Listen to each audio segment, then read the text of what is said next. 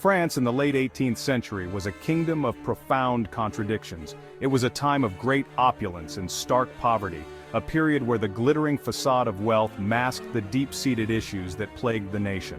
On the surface, it was a powerful nation with a rich culture and a global empire.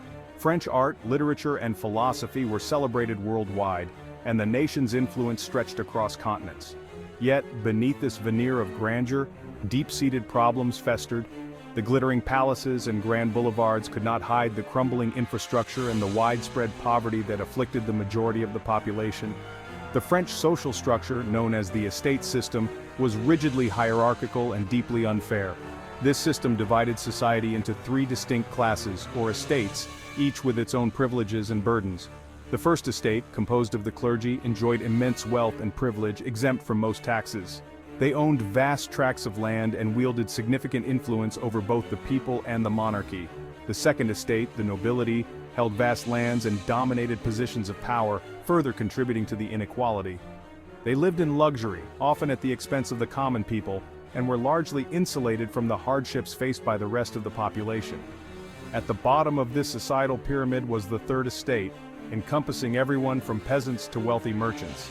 This diverse group made up the vast majority of the population, yet they had the least power and bore the heaviest burdens. They bore the brunt of taxation and possessed little political voice. The taxes they paid were exorbitant, and they had no say in how the money was spent, leading to widespread resentment and anger. France's financial woes further exacerbated tensions. The nation was deeply in debt, and the government's attempts to reform the tax system were met with fierce resistance from the privileged classes. Decades of lavish spending by the monarchy, coupled with costly wars, had driven the nation to the brink of bankruptcy. The 7 Years' War and the American Revolution had drained the treasury, leaving the country in a precarious financial state. The extravagant lifestyle of King Louis XVI and his queen, Marie Antoinette, at the opulent Palace of Versailles, stood in stark contrast to the poverty endured by many of their subjects. Economic hardship was rampant, and the opulence of the royal court only served to highlight the disparity. Bad harvests led to soaring food prices, pushing the poorest citizens to the edge of starvation. The countryside was particularly hard hit, with many peasants struggling to feed their families as crops failed and prices skyrocketed. Unemployment was high, and resentment towards the privileged classes grew with each passing day. In the cities, workers faced harsh conditions and low wages, leading to frequent unrest and protests. In the countryside, peasants toiled under the weight of feudal obligations, their meager earnings siphoned off by taxes and tithes. The feudal system was deeply entrenched, and many peasants saw little hope for improvement in their lives. The cities too were cauldrons of discontent, as urban workers struggled to afford basic necessities. The cost of living was high, and many families lived in cramped, unsanitary conditions. The French monarchy, blind to the growing unrest, seemed incapable of addressing the nation's problems. The king and his advisors were out of touch with the realities faced by the common people, and their attempts at reform were too little, too late. King Louis XVI, indecisive and out of touch with the plight of his people, clung to absolute power. His inability to make decisive changes only fueled the growing discontent and set the stage for a dramatic upheaval. The stage was set for a revolution, a seismic shift in the very foundations of French society. The storming of the Bastille and the rise of revolutionary fervor marked the beginning of a new era, one that would forever change the course of history. While France grappled with social and economic turmoil, the common people were burdened with heavy taxes and widespread poverty. The disparity between the wealthy elite and the struggling masses was stark, creating a fertile ground for discontent and unrest. Amidst this backdrop of hardship, a profound intellectual movement was sweeping across Europe, the Enlightenment. This era was characterized by a surge in philosophical, scientific, and cultural advancements that challenged the status quo. This philosophical revolution challenged traditional notions of authority, emphasizing reason, individual liberty, and the natural rights of man. Thinkers like John Locke, Jean-Jacques Rousseau, and Montesquieu were at the forefront of this movement, each contributing unique ideas that would resonate deeply with the French people. These Enlightenment thinkers articulated ideas that provided a powerful ideological framework for revolution.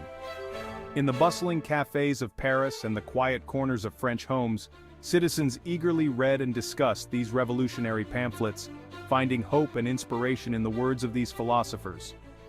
Locke's concept of natural rights, particularly the rights to life, liberty, and property, struck a chord with those who felt oppressed by the absolute monarchy and the rigid social order. His ideas suggested that every individual was entitled to these fundamental rights, challenging the very foundation of the existing system. Rousseau's ideas about popular sovereignty and the social contract, as articulated in his seminal work, The Social Contract, fueled demands for a government that derived its legitimacy from the consent of the governed.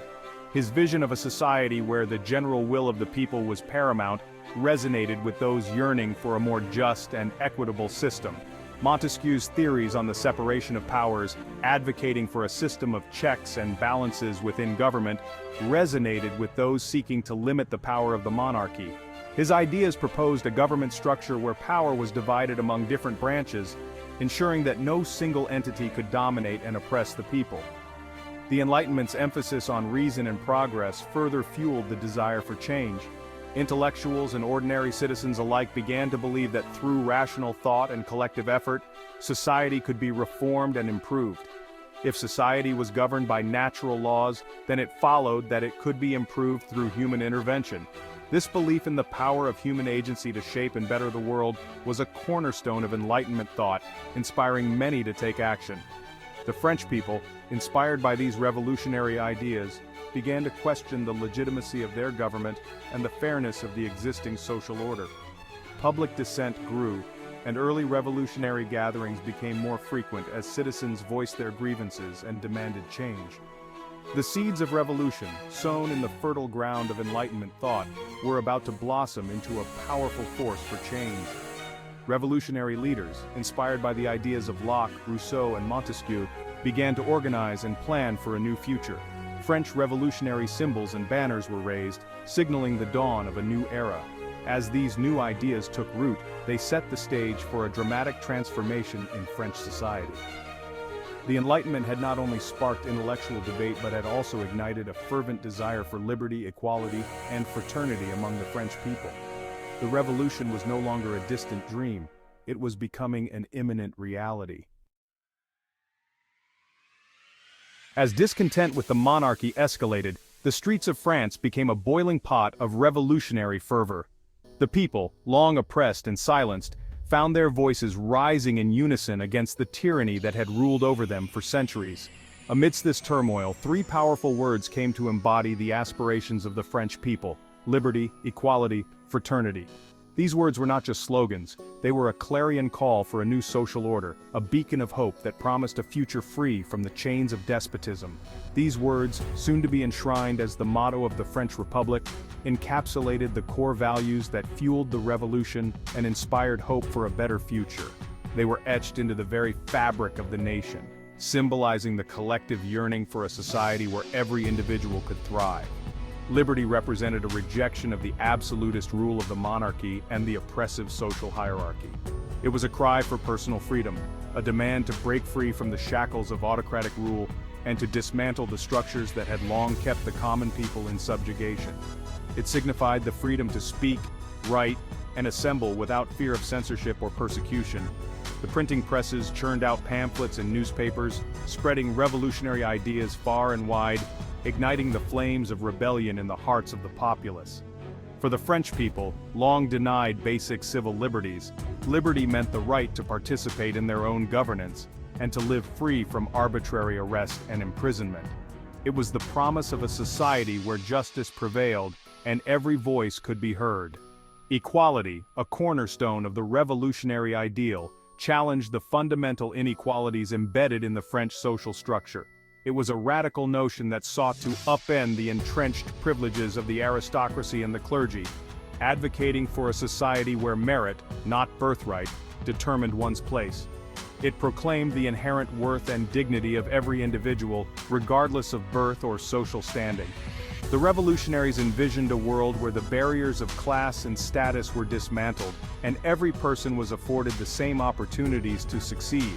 The demand for equality extended to all aspects of life, from equal treatment under the law to equal access to education and economic opportunity. It was a call for a just society where the scales of justice were balanced and every citizen had the chance to pursue their dreams. Fraternity, the concept of brotherhood and solidarity, emphasized the importance of unity and shared purpose.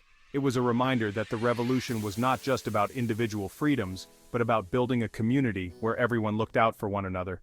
It called for an end to the divisions that plagued French society, urging citizens to view one another as equals, bound together by common goals and aspirations. Fraternity was the glue that held the revolutionary movement together, fostering a sense of collective responsibility and mutual support. Fraternity inspired acts of selflessness and sacrifice, as individuals and communities came together to fight for a common cause. It was the spirit of camaraderie that saw neighbors helping neighbors, and strangers standing shoulder to shoulder in the face of adversity. These three ideals, intertwined and inseparable, formed the bedrock of the French Revolution.